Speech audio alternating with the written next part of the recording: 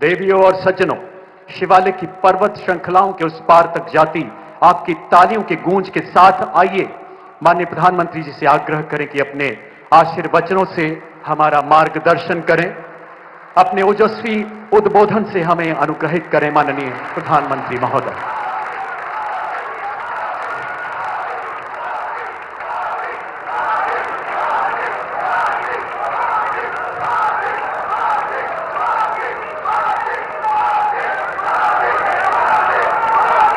हरियाणा के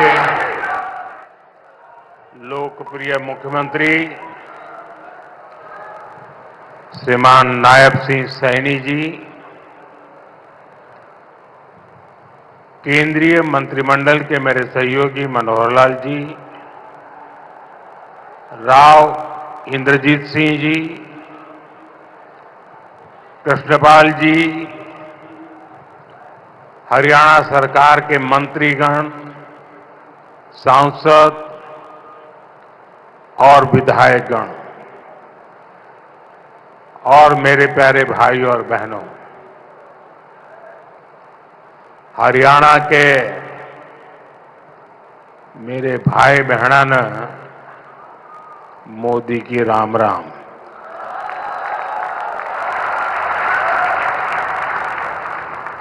साथियों, आज मैं उस धरती को प्रणाम करता हूं जहां मां सरस्वती का उद्गम हुआ, जहां मंत्रा देवी विराजती है, जहां पंचमुखी हनुमान जी है, जहां कपाल मोचन साहब का आशीर्वाद है, जहां संस्कृति, श्रद्धा और समर्पण की त्रिवेणी बहती है। आज बाबा साहब आंबेडकर जी की 135वीं जयंती भी है। मैं सभी देशवासियों को अंबेडकर जयंती की बहुत बहुत शुभकामनाएं देता हूं। बाबा साहब का विजन, उनकी प्रेरणा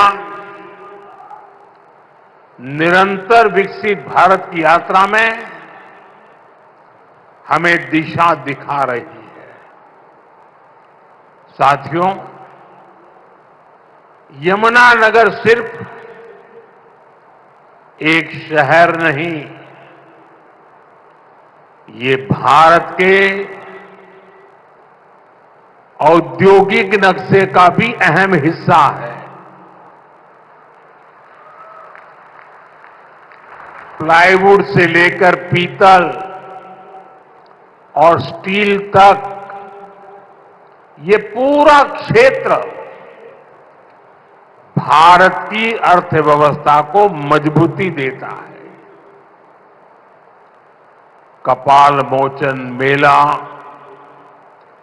ऋषि वेदव्यास की तपोभूमि और गुरु गोविंद सिंह जी की एक प्रकार से शस्त्र भूमि। साथियों, ये अपने आप में एक गरिमा बढ़ाने वाली बात है। और यमुनानगर के साथ तो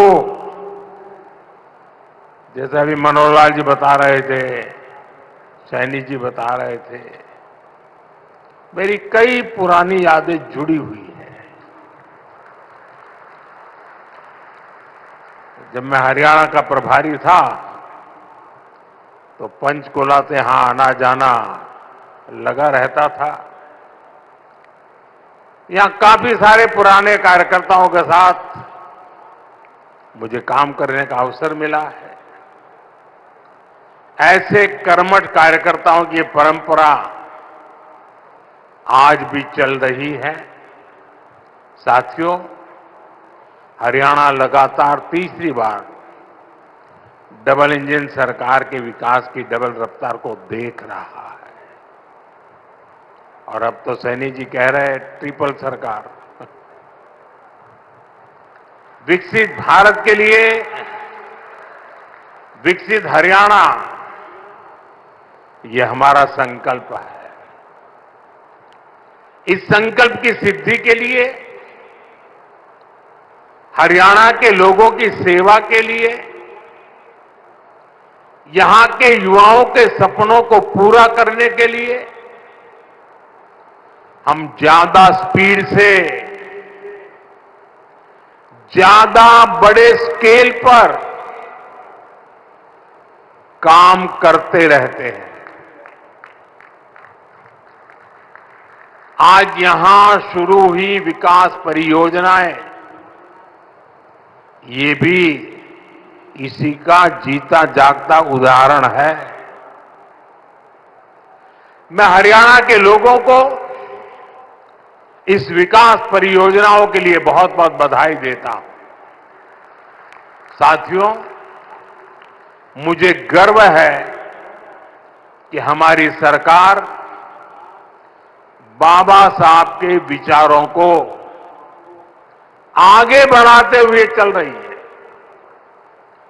बाबा साहब आंबेडकर ने उद्योगों के विकास को सामाजिक न्याय का मार्ग बताया था।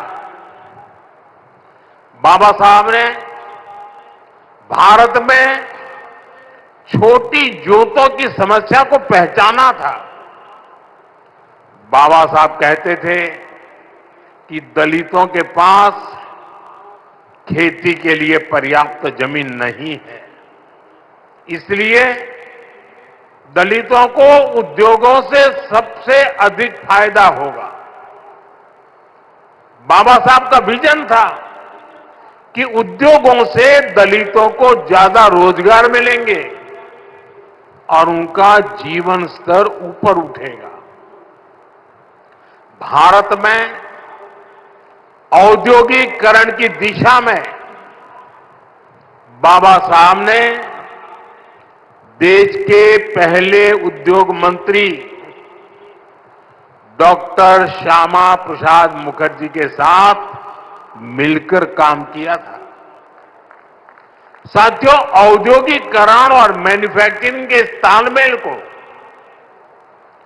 दीनबंधु चौधरी छोटू राम जी ने भी गांव की समृद्धि का आधार माना था।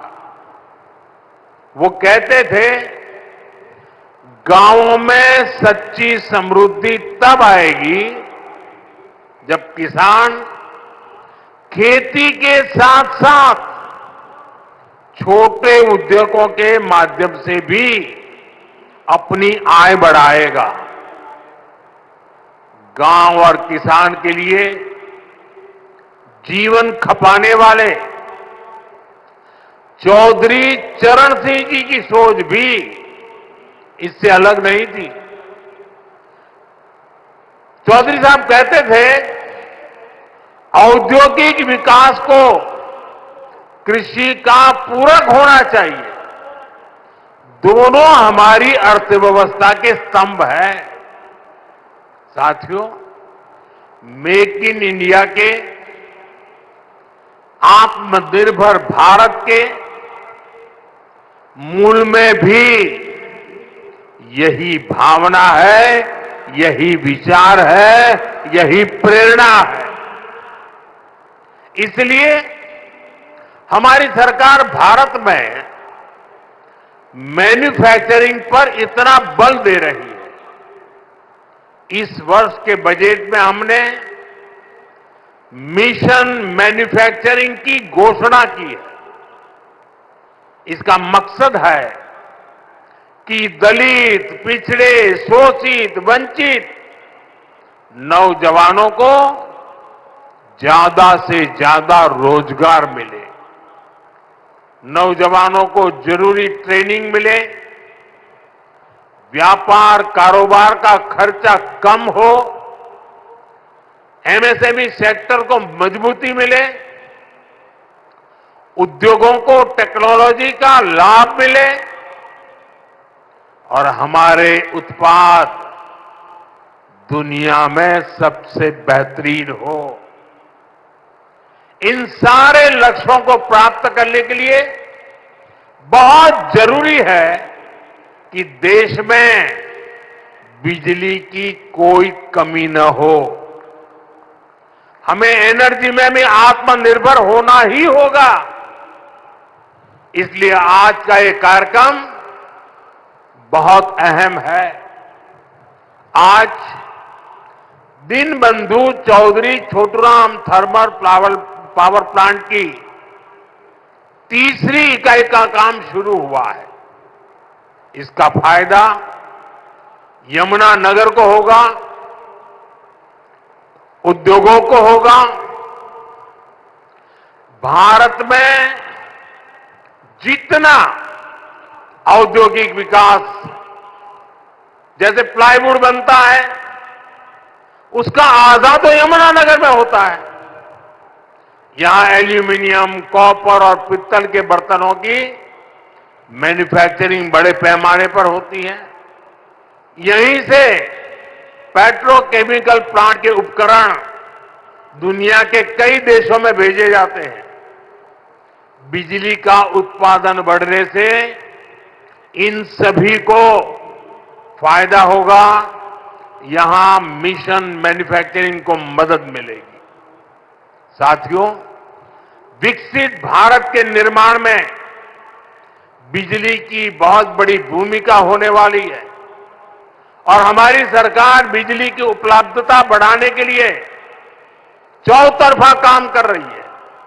चाहे वन नेशन वन ग्रिड हो, नए कोल पावर प्लांट हो, सोलर एनर्जी हो, न्यूक्लियर सेक्टर का विस्तार हो, हमारा प्रयास है कि देश में बिजली का उत्पादन बढ़े, राष्ट्र निर्माण में बिजली की कमी बाधा न बने। लेकिन साथियों, हमें कांग्रेस के दिनों को भी भूलना नहीं चाहिए। हमने 2014 से पहले, जब कांग्रेस की सरकार थी, वो दिन भी देखे हैं जब पूरे देश में ब्लैकआउट होते थे, बिजली गुल हो जाती थी। कांग्रेस की सरकार रहती तो देश को आज भी ऐसे ही ब्लैकआउट से गुजरना पड़ता। न कारखाने चल पाते, न रेल चल पाती, न खेतों में पानी पहुंच पाता।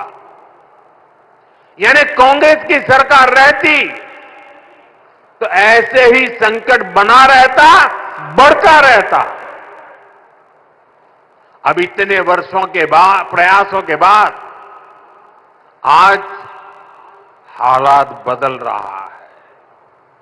बीते एक दशक में भारत ने बिजली उत्पादन की क्षमता को करीब करीब 2 गुना किया है। आज भारत अपनी जरूरत को पूरी करने के साथ साथ पड़ोसी देशों को बिजली निर्यात भी करता है। बिजली उत्पादन, इस पर भाजपा सरकार के फोकस का लाभ हमारे हरियाणा को भी मिला है। आज हरियाणा में 16,000 मेगावाट बिजली का उत्पादन होता है। हम आने वाले कुछ सालों में एक क्षमता 24,000 मेगावाट तक पहुंचाने का लक्ष्य लेकर के काम कर रहे हैं। साथियों, एक तरफ हम थर्मल पावर प्लांट में निवेश कर रहे हैं, तो दूसरी तरफ देश के लोगों को पावर जनरेटर बना रहे हैं। हमने पीएम सूर्यघर मुफ्त बिजली स्कीम शुरू की है। अपने छत पर सोलर पैनल लगाकर आप अपना बिजली का बिल जीरो कर सकते हैं। इतना ही नहीं, जो अतिरिक्त बिजली का उत्पादन होगा उसे बेचकर कमाई भी कर सकते हैं। अब तक देश के 1.25 करोड़ से ज्यादा लोग इस योजना के तहत रजिस्ट्रेशन करा चुके हैं। मुझे खुशी है कि हरियाणा के भी लाखों लोगों ने इससे जुड़ने के लिए अप्लाई किया है और जैसे जैसे इस योजना का विस्तार हो रहा है, इससे जुड़ा सर्विस इकोसिस्टम भी बड़ा हो रहा है। सोलर सेक्टर में नई स्किल्स बन रही है, एमएसएमईज के लिए नए मौके बन रहे हैं और युवाओं के लिए अनेक अवसर तैयार हो रहे हैं। साथियों, हमारे छोटे छोटे शहरों में छोटे उद्योगों को पर्याप्त बिजली देने के साथ ही सरकार इस तरफ भी ध्यान दे रही है कि उनके पास पर्याप्त पैसे रहे। कोरोना काल में एमएसएमई को बचाने की लाखों करोड़ों रुपए की सहायता सरकार ने दी है। छोटे उद्योग भी अपना विस्तार कर सके, इसके लिए हमने एमएसएमई की परिभाषा बदली है। अब छोटे उद्योगों को यह डर नहीं सताता कि जैसे ही वो आगे बढ़े सरकारी मदद छीन जाएगी। अब सरकार छोटे उद्योग के लिए स्पेशल क्रेडिट कार्ड की सुविधा देने जा रही है। क्रेडिट गारंटी कवरेज को भी बढ़ाया जा रहा है। अभी कुछ दिन पहले ही मुद्रा योजना को 10 साल पूरे हुए हैं। आपको जानकर के खुशी भी होगी और सुखद आश्चर्य भी होगा। मुद्रा योजना में पिछले 10 साल में देश के सामान्य लोग जो पहली बार उद्योग के क्षेत्र में आ रहे, कारोबार के क्षेत्र में आ रहे थे, उनको बिना गारंटी 33 लाख करोड़ रुपए, आप कल्पना कीजिए, 33 लाख करोड़ रुपए बिना गारंटी के लोन के रूप में दिए जा चुके हैं। इस योजना के 50% से भी ज्यादा लाभार्थी एससी, एसटी, ओबीसी परिवार के ही साथी हैं। कोशिश यही है कि ये छोटे उद्योग हमारे नौजवानों के बड़े सपनों को पूरा करें। साथियों, हरियाणा के हमारे किसान भाई बहनों की मेहनत हर भारतीय की थाली में नजर आती है। भाजपा की डबल इंजन की सरकार किसानों के दुख सुख की सबसे बड़ी साथी है। हमारा प्रयास है कि हरियाणा के किसानों का सामर्थ्य बढ़े। हरियाणा की भाजपा सरकार अब राज्य की 24 फसलों को एमएसपी पर खरीदती है। हरियाणा के लाखों किसानों को पीएम फसल बीमा योजना का लाभ भी मिला है। इस योजना के तहत लगभग 9,000 करोड़ रुपए से ज्यादा के क्लेम दिए गए हैं। इसी तरह पीएम किसान सम्मान निधि से 6,500 करोड़ रुपए हरियाणा के किसानों के जेब में गए हैं। साथियों, हरियाणा सरकार ने अंग्रेजों के जमाने से चले आ रहे अभियाना को भी खत्म कर दिया है। अब आपको नहर के पानी पर टैक्स भी नहीं देना पड़ेगा। और आबियाने का जो 130 करोड़ रुपए से ज्यादा का बकाया था, वो भी माफ हो गया है। साथियों, डबल इंजन सरकार के प्रयासों से किसानों को, पशुपालकों को आय के नए साधन मिल रहे हैं। गोवर्धन योजना, इसे किसानों के कचरे के निपटारे और उससे आय का अवसर मिल रहा है। गोबर से, खेती के अवशेष से, दूसरे जैविक कचरे से बायोगैस बनाई जा रही है। इस वर्ष के बजट में देश भर में 500 गोवर्धन प्लांट बनाने की घोषणा की गई है। आज यमुनानगर ने भी नए गोवर्धन प्लांट की आधारशिला रखी गई है। इससे नगर निगम के भी हर साल 3 करोड़ रुपए बचेंगे। गोवर्धन योजना स्वच्छ भारत अभियान में भी मदद कर रही है। साथियों, हरियाणा की गाड़ी अब विकास के पथ पर दौड़ रही है। यहां आने से पहले मुझे हिसार में लोगों के बीच जाने का अवसर मिला। वहां से अयोध्या धाम के लिए सीधी हवाई सेवा शुरू हुई है। आज रेवाड़ी के लोगों को बाईपास की सौगात भी मिली है। अब रेवाड़ी के बाजार, चौराहों, रेलवे फाटकों पर लगने वाले ट्रैफिक जाम से लोगों को छुटकारा मिल जाएगा। ये 4 लेन का बाईपास गाड़ियों को बड़ी आसानी से शहर से बाहर निकाल देगा। दिल्ली से नारनौल की यात्रा में 1 घंटा समय कम लगेगा। मैं आपको इसकी बधाई देता हूं। साथियों, हमारे लिए राजनीति सत्ता सुख का नहीं, सेवा का माध्यम है।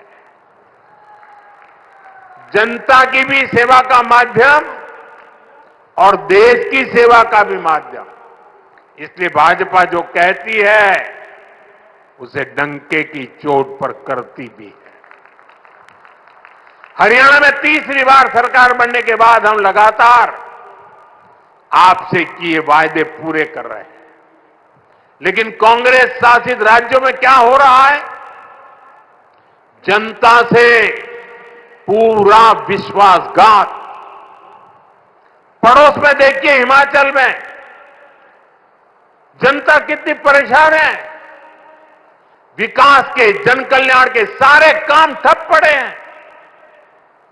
कर्नाटका में बिजली से लेकर दूध तक, बस किराए से लेकर बीज तक, हर चीज महंगी हो रही है। मैं सोशल मीडिया पर देख रहा था, कर्नाटका में कांग्रेस सरकार ने जो महंगाई बढ़ाई है, भांति भांति के टैक्स लगाए हैं। सोशल मीडिया में लोगों ने बड़ा आर्टिकुलेट किया है और उन्होंने कहा है, और A to Z पूरी ABCD और हर अक्षर के साथ कैसे कैसे उन्होंने टैक्स बढ़ाए, उसका A to Z पूरा लिस्ट बना करके एक कर्नाटक की कांग्रेस सरकार की पोल खोल के रखी है।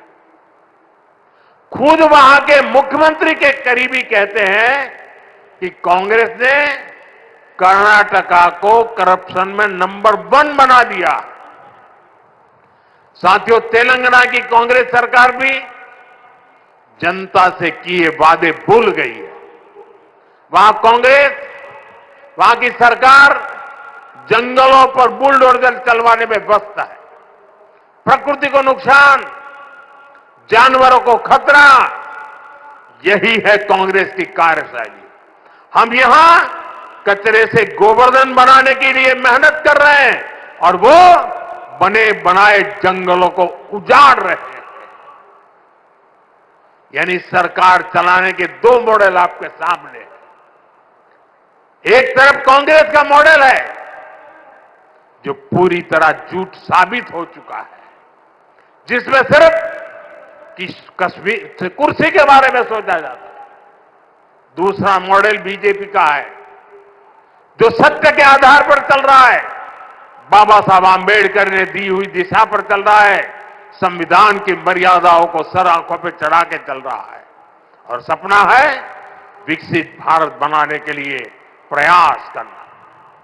आज यहां यमुना नगर में भी हम इसी प्रयास को आगे बढ़ता देखते हैं। साथियों, मैं आपसे एक और अहम विषय की चर्चा करना चाहता हूं। कल देश ने वैशाखी का पर्व मनाया है। कल बाघ हत्याकांड के भी 106 वर्ष हुए हैं।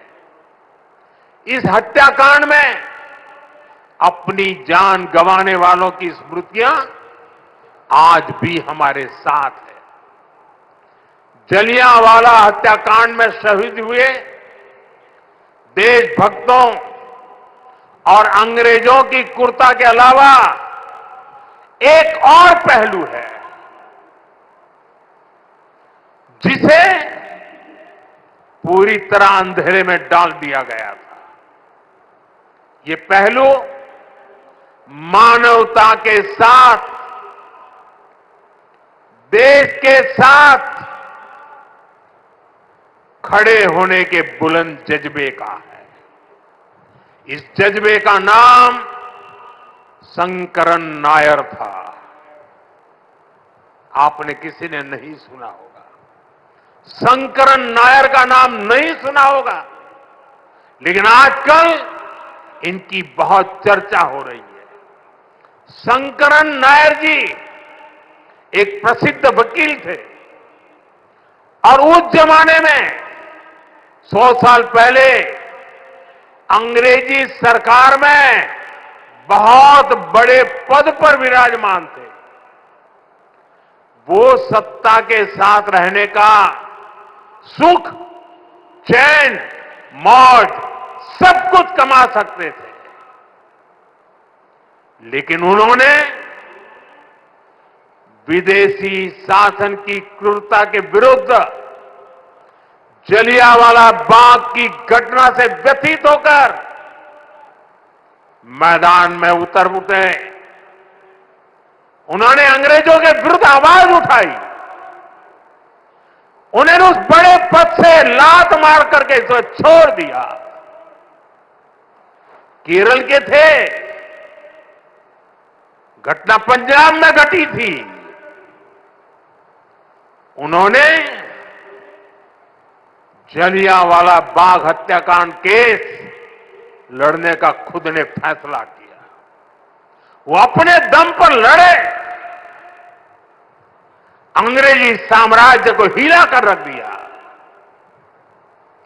जिस अंग्रेजी साम्राज्य का सूरज, जिनका सूरज कभी अस्त नहीं होता था, उसको शंकर नायर जी ने जलियांवाला हत्याकांड के लिए कोर्ट में कटघरे में खड़ा कर दिया।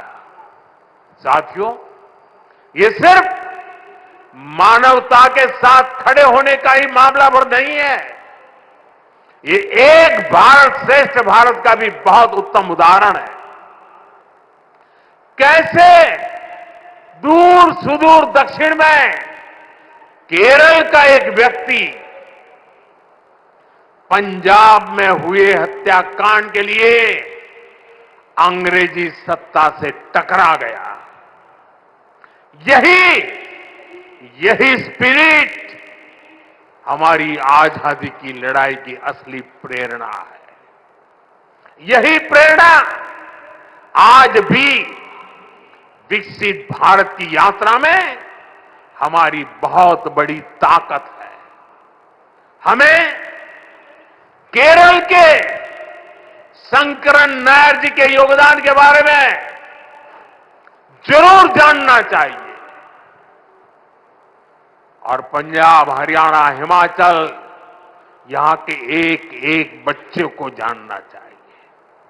साथियों, गरीब, किसान, नौजवान और नारी शक्ति, इन चारों स्तंभों को सशक्त करने के लिए डबल इंजन सरकार निरंतर काम कर रही है। हम सभी के प्रयासों से हरियाणा जरूर विकसित होगा। मैं अपनी आंखों से देख रहा हूं, हरियाणा फलेगा, फूलेगा, देश का नाम रोशन करेगा। आप सभी को इन अनेक विकास कार्यों के लिए बहुत बहुत शुभकामनाएं। दोनों हाथ ऊपर करके पूरी ताकत से मेरे साथ बोलिए, भारत माता की, भारत माता की, भारत माता की। बहुत बहुत धन्यवाद।